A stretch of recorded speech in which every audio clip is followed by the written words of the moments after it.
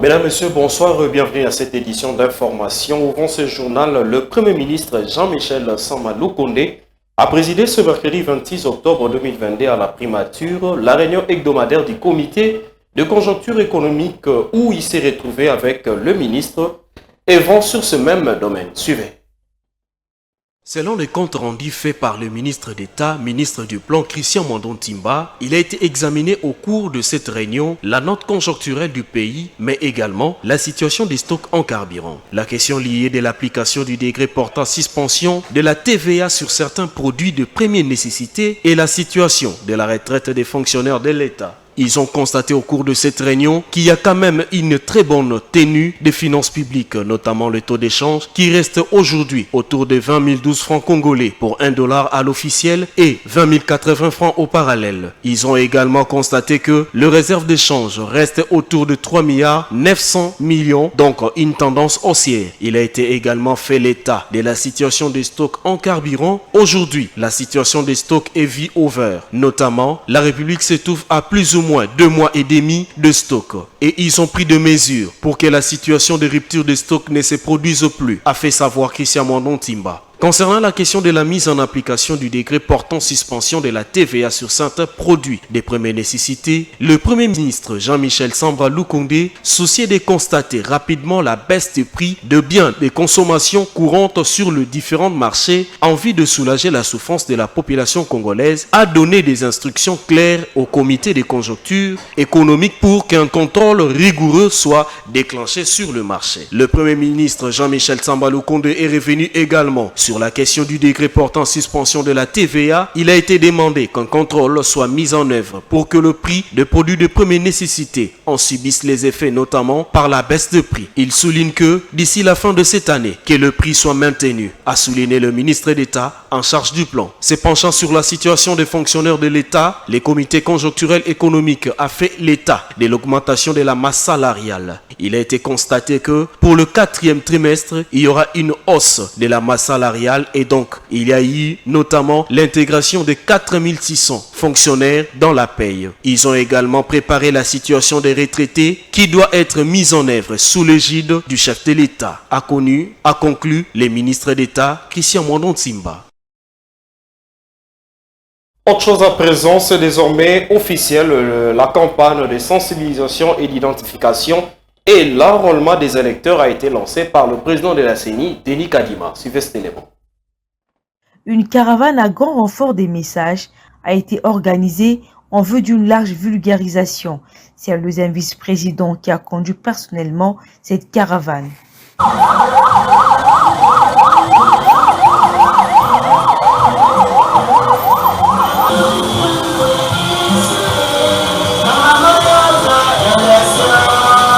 Plusieurs temps forts ont marqué cette cérémonie, notamment la scénette des artistes et comédiens tels que Bodo, Ngaloufar, Elombe, Aïda ou encore Mama Kalunga, qui ont eux aussi, par un jeu de rôle, annoncé le démarrage de cette opération en décembre et incité l'assistance à y participer activement. Notre présence à cette rencontre, le slameur Yekima de Bellard, qui a également livré une prestation haute en couleur et a distillé ce même message de sensibilisation. Décide de toi-même de futurs dirigeants qui te correspondent. Agis aujourd'hui pour voir demain les changements profonds. Et pour y arriver, réponds à l'appel de la CENI. Enrôle-toi, obtiens ta carte d'électeur. C'est sur cette note de mobilisation de toutes les parties prenantes et de la population congolaise dans son ensemble et dans sa diversité que je lance ce jour la campagne de sensibilisation de l'opération d'identification et d'enrôlement des électeurs. Je vous remercie. À l'ouverture de cette activité, le deuxième vice-président de la CENI, Didier Manara-Linga, a fait savoir que la sensibilisation sur chaque opération est une activité indispensable pour la réussite du processus électoral que tout le monde souhaite, inclusif et transparent. À cette étape d'identification et d'enrôlement des électeurs, la sensibilisation est très importante.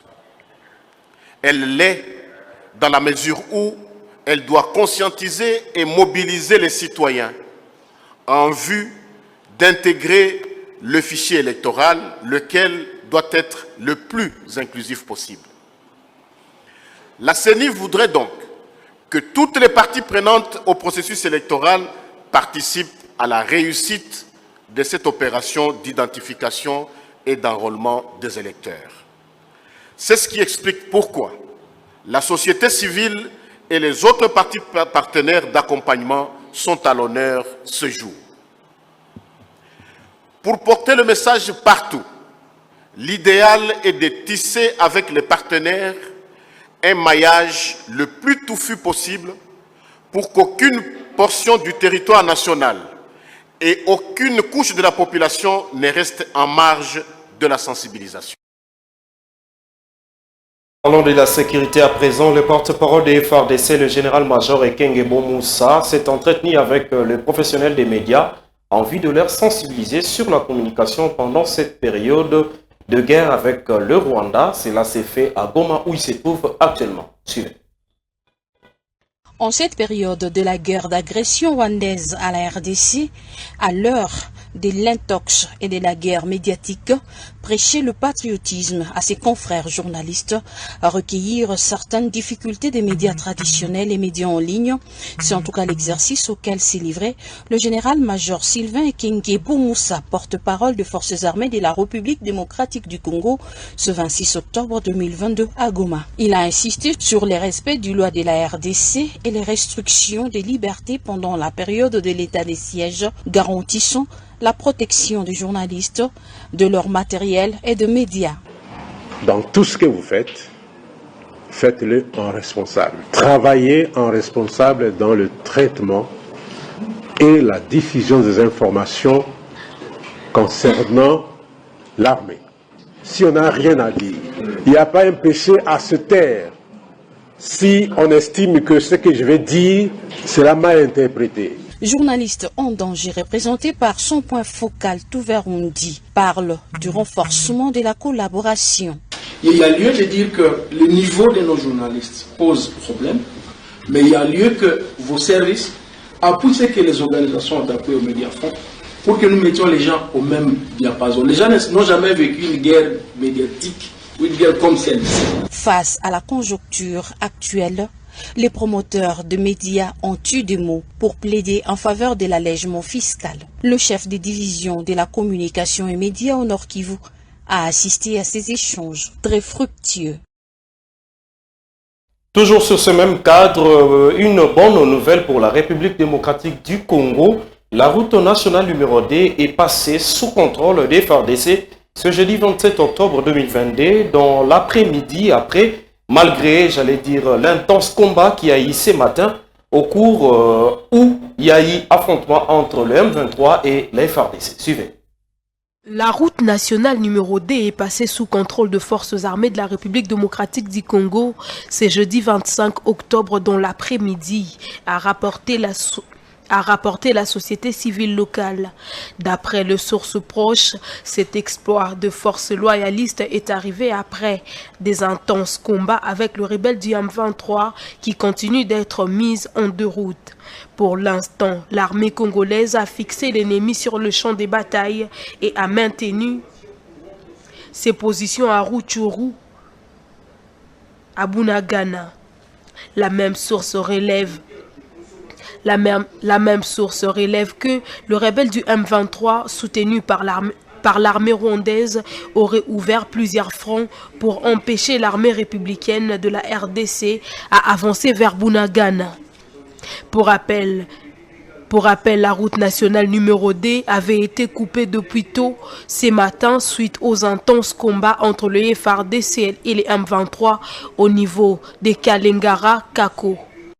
La capitale diamantifère sera bientôt revêtie d'une plus belle robe grâce aux efforts du chef de l'État Félix Antoine Tshisekedi Tshilombo.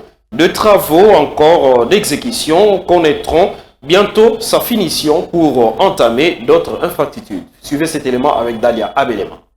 Présentée comme la capitale du diamant Mbuji-Mayi, était UAP, une ville menacée de disparition de fait de nombreuses têtes d'érosion et de déliquescence de sa voirie urbaine.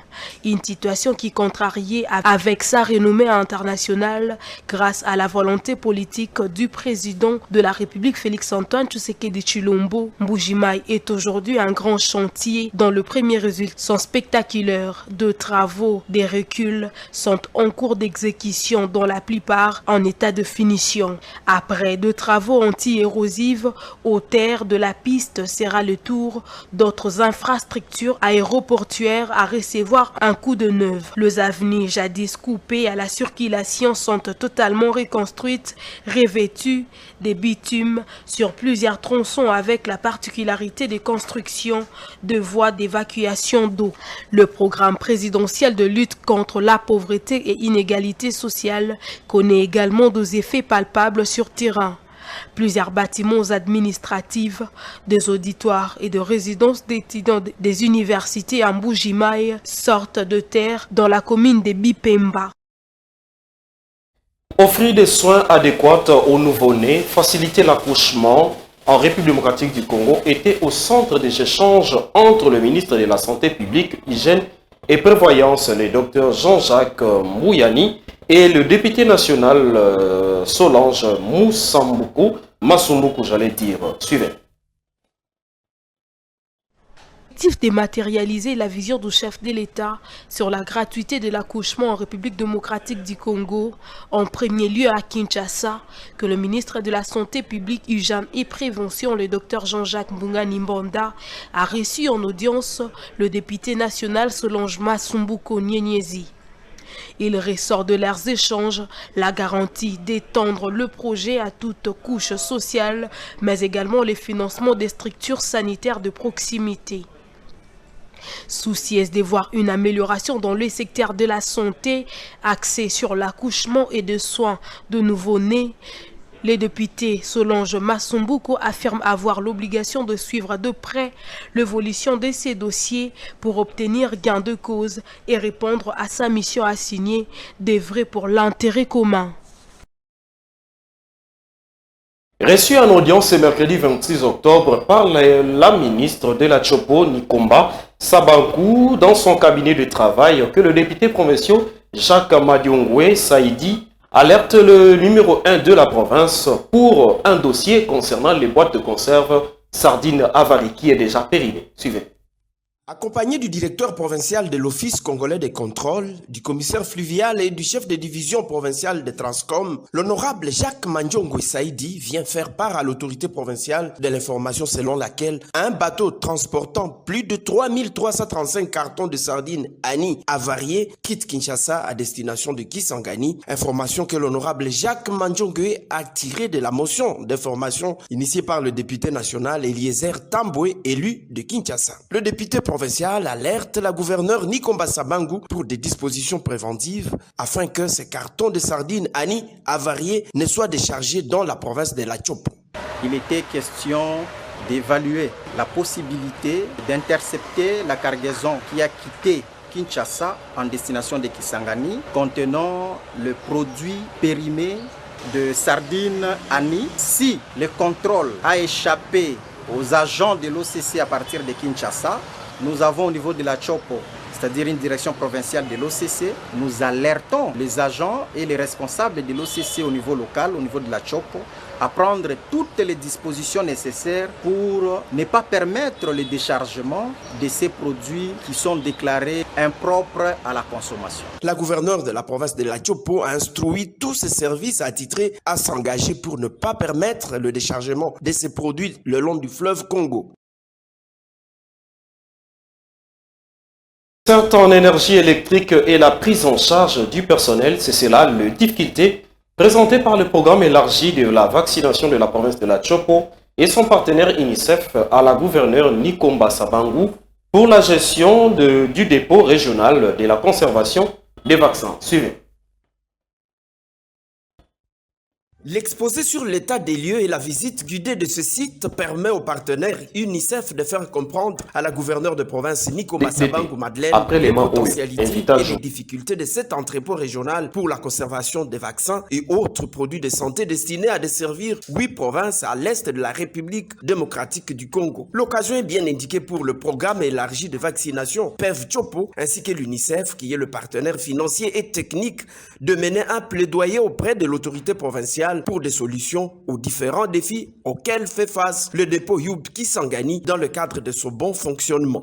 Mokhtar Han, chef de bureau UNICEF Kisangani, revient sur les grandes difficultés. Il insiste sur la fourniture en énergie électrique et la prise en charge du personnel. La gouverneure Nico Massabangu Madeleine, toute attentive, pense qu'il faut trouver une solution durable au problème de cet entrepôt d'importance régionale. Nous devons nous impliquer parce qu'aujourd'hui, le hub appartient à la province et c'est notre patrimoine. À nous vraiment de faire un effort, de travailler là-dessus pour qu'on puisse maintenir le hub à l'état. Tout ce que je veux demander comme donne les documents et savoir où vous en êtes, nous devons le suivre. Et la SNEL doit revoir sa facturation. Et moi, tout ce que je peux promettre, c'est de bien suivre pour que les choses se passent bien. Et quant à la contribution ou à la subvention de la province, je pense que nous devrions les budgétiser pour que même si nous ne sommes plus là, que les choses restent ainsi. Le dépôt Youb Kisangani de stockage et distribution des vaccins et autres produits de santé ne fonctionne pas encore à plein régime. Il devra desservir les provinces de Chopo, Ba et Haut-Ouélé, Ituri, Nord Kivu, Sud Kivu, Maniema et de la Mongala. Le plaidoyer du PEV auprès de l'autorité provinciale de la Chopo est d'une mobilisation d'un montant de 311 500 $ américains par an.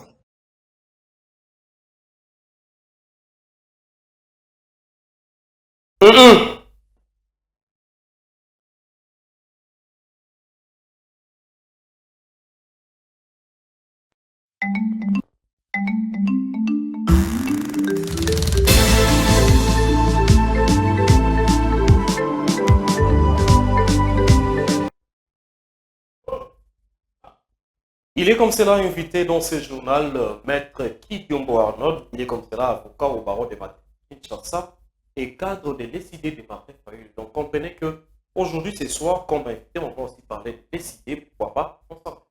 Bonsoir, monsieur le journal. Vous allez aussi oublier votre nom. Oui, en tout cas, c'est un nom que vous ne pouvez pas oublier. C'est un nom très célèbre, l'ancien gouverneur, un ancien gouverneur des États-Unis qui s'appelait Arnold Schwarzenegger. Voilà. C'est un nom très célèbre. Parlons de l'actualité à présent. L'agression à l'est de la République démocratique du Congo. La France appelle les M23 à se retirer de toutes les localités qu'il occupait et les invite à coopérer avec. Selon vous, lorsque la France dit que le M23 laisse à côté le Rwanda? Oui, c'est ce que nous déplorons en tout cas. Nous savons que Anthony Blinken, l'envoyé spécial des États-Unis, avait au nom des États-Unis reconnu que le Rwanda est derrière le M23. Le M23, c'est la présence du Rwanda dans notre pays, mais nous demandons au président Emmanuel Macron de prendre son courage en main, de vraiment reconnaître que c'est le Rwanda qui nous agresse. Il ne peut pas se limiter qu'au M23, sachant que toute la communauté internationale, dont la RDC fait partie aujourd'hui, reconnaît que la RDC, l'Est de la RDC est attaquée par les Rwandais. Donc ça, c'est un manquement très grave. D'ailleurs, cela nous rappelle un ancien président français qui était passé ici à Kinshasa devant nos députés à l'Assemblée nationale qui nous avait demandé de partager notre terre qui est très riche avec nos voisins, notamment le Rwanda. Je ne sais pas si c'est toujours dans le même esprit. C'est toujours dans cette même logique que Emmanuel Macron aujourd'hui appelle les M23 au calme, mais oubliant que c'est le Rwanda qui fait. Donc, est-ce qu'il continue toujours ce même cadre logique avec l'ancien président qui est passé ici? Oui, oui, c'est ce qui nous a fait, c'est ce qui nous fait peur en tout cas. Nous pensons que Emmanuel Macron, peut-être que c'est un oubli. Alors, si c'est un oubli, nous lui demandons de rectifier les tirs, de bien ajuster, de bien viser notre agresseur. Et si c'est sciemment qu'il a fait, en tout cas, nous émettons des réserves pour que nous puissions diplomatiquement être à la taille de lui faire comprendre que le vrai agresseur de la RDC, c'est le Rwanda. et non le M23. Le M23, c'est juste une équipe de couverture. Puisque vous êtes cadre de l'idée, pensez-vous qu'à l'heure actuelle, entre ce qui se passe, dans tout ce qui se passe, pensez-vous que aller coopérer avec le Rwanda sous l'image du M23 serait nécessaire? Nous pensons que ce ne serait pas une bonne chose. Nous savons que la RDC, c'est un pays membre de la communauté internationale qui est censé entretenir des bonnes relations avec tous les membres de la communauté internationale, notamment nos voisins. Mais néanmoins, sur base des réalités sociales, et diplomatiques et politiques de notre sous-région, nous pensons qu'à l'heure qu'il est, il ne serait pas une bonne chose d'entretenir des relations très approfondies avec notre agresseur, surtout que lui-même, le président Kagame, nie qu'il n'est pas notre agresseur. Il vient d'ailleurs de publier un communiqué en train de nier que nous sommes agressés par le Rwanda. Il soutient par contre que c'est la RDC, par l'entremise de FDLR, qui coopère avec les FDLR, qui sont en train d'attaquer le Rwanda, alors que ce sont des mensonges. Nous pouvons qualifier des affabulations, tout ce que Kagame est en train de dire, et nous ne pouvons que émettre des réserves quant à cette coopération avec la République du Rwanda. Est-ce que les idées soutiennent le même démarche qu'entretiennent le fait au moment où il n'y a pas eu de bonnes collaborations entre les deux chefs de l'État pour pallier à cette situation, et aujourd'hui, il y a l'armée congolaise, donc les FARDC, qui est déjà au front pour attaquer le... Oui, nous pensons que nous soutenons nos FARDC. Les idées aujourd'hui, à ce jour, l'esprit que nous entretenons avec derrière notre président Martin Fayoulou, nous pensons que la vraie solution, la bonne solution et la meilleure pour finir cette guerre, cette agression de l'Est, ce n'est que par la voie des armes. Si aujourd'hui la RDC était bien équipée, une armée responsable et républicaine, nous pensons que nous pouvons être en mesure de bouter dehors l'ennemi. Voilà, vous l'avez suivi dans ce journal avec nous, que le pape François a réagi depuis hier soir lors de son speech au Saint-Siège au Vatican, où il a condamné les actes, les attaques répétées à l'est de la République, précisément à Bunagana et Tangunda, où il y a eu meurtre de 7 sœurs religieuses. Il a condamné tout cela et il demande à tous ces agresseurs de libérer cette partie de la République. Pensez-vous que c'est aussi une bonne voie à faire élever dans ce moment où la RDC traverse déjà plusieurs problèmes? Oui, en tout cas, nous saluons cet appel du pape de l'Église catholique. Vraiment, c'est un coup de pouce qu'il vient de donner à notre pays et nous pouvons que le saluer. Et nous condamnons fermement, en tout cas, ces actes d'agression perpétrés par différents groupes rebelles, notamment le M23. Et nous présentons en tout cas nos condoléances aux familles, à l'Église catholique et aux familles attristées pour cette perte qui est toujours une perte de la République démocratique du Congo, parce que les sœurs que nous venons de perdre viennent de tomber sur le front que nous sommes en train de défendre notre pays.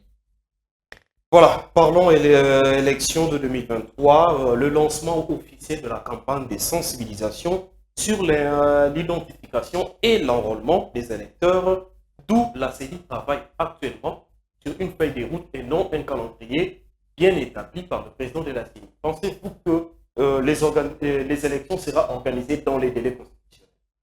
Oui, nous pensons, en tout cas nous émettons des réserves quant à ce, sachant que les élections, légalement, constitutionnellement, les élections se tiennent 3 mois avant l'expiration du mandat du président en fonction. Nous savons qu'en 2023, au mois de décembre 30, le mandat de M. Félix Tshisekedi va prendre fin. Alors, déjà, au mois d'octobre, nous devrions déjà être devant les urnes pour déjà commencer Ce qui n'est pas déjà le cas. Ce qui n'est pas le cas selon parce le que programme qu'on avait eu déjà oui, avec l'expérience que nous avons dans le passé, nous sommes déjà largement en retard d'organisation. Alors, parce que si vous regardez dans vos cartes de lecteurs, vous verrez que les mois, selon l'organisation des élections en décembre 2018, c'était déjà au 7e ou 6e mois de 2017 que nous étions en train de nous faire enregistrer et enrôler. Alors que c'est le même cas, nous devions en principe, puisque nous avons des élections en 2023 au mois de décembre, en 2022, 7e mois ou 6e mois, nous devrions déjà au mois de juin ou juillet en train de nous faire enrôler. Mais nous venons déjà de passer tous ces mois, nous ne sommes pas enrôlés. Déjà, nous tendons vers le mois de novembre, nous ne savons pas. Il parle de décembre. Aujourd'hui, il n'y a même pas un calendrier, ce qui n'est pas aussi rassurant. Alors, nous sommes vraiment en train de nous réserver. Mais néanmoins, ceux qui gouvernent, sachant qu'ils sont responsables, depuis le début de leur mandat de 5 ans, ils savaient qu'après 5 ans, on devrait déjà organiser des élections. Nous pensons qu'ils doivent en tout cas se prendre en charge et prendre leurs responsabilités en main. Nous ne voulons pas de glissement en RDC. Nous ne voulons pas, après le décembre 2023, que Félix Tshisekedi puisse prétendre comment faire les glissements parce que les élections ne sont pas organisées. Sachant que même si la CENI est indépendante, mais la CENI est alimentée par le gouvernement. Les finances, tous les besoins, c'est le gouvernement. Aujourd'hui, nous savons ce qui se passe entre Sama Lukonde et M. Kadima au niveau de la CENI. Il y a un problème d'organisation quand s'agissant de versement, modalité de versement des frais. Voilà. Nous les tenons responsables de tout ce qui va se passer. Parlons de décider à présent. Martin Fayulu en tournée, on l'a appelé diplomatique. Quoi? Oui. La tournée du président élu Martin Fayulu au niveau des États-Unis, au niveau de l'Europe, c'est une tournée diplomatique. Parce que vous savez que c'est un politicien de grande envergure. M. Martin Fayulu a l'expérience, il a fait le tour du monde, ça fait longtemps. Il a des relations très de haut calibre avec la communauté internationale. Il est allé faire le contrepoids au niveau des autorités étrangères dans leur pays, parler de notre pays, partager la vraie information s'agissant des enjeux de l'heure. Il est allé rencontrer la diaspora internationale de la RDC au niveau international et même les populations des pays étrangers. Alors, il vient de descendre au niveau de l'Europe. Il s'était entretenu avec la diaspora belge en Belgique, au niveau de la Belgique. Et c'était avant-hier le 25. Il va être au niveau de Paris, Panthéon, à l'université Sorbonne pour s'entretenir aussi avec les étudiants pour leur parler des enjeux économiques, des opportunités économiques dans notre pays.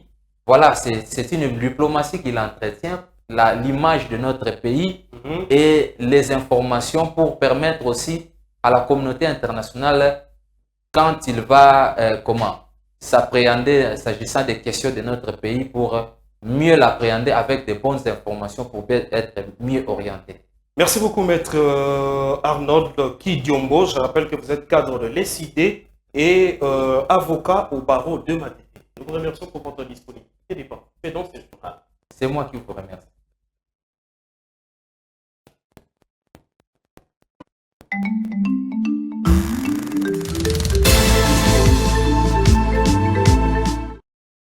C'est ici que nous bouclons cette édition d'information. Mesdames, Messieurs, portez-vous bien. Au revoir et bye bye.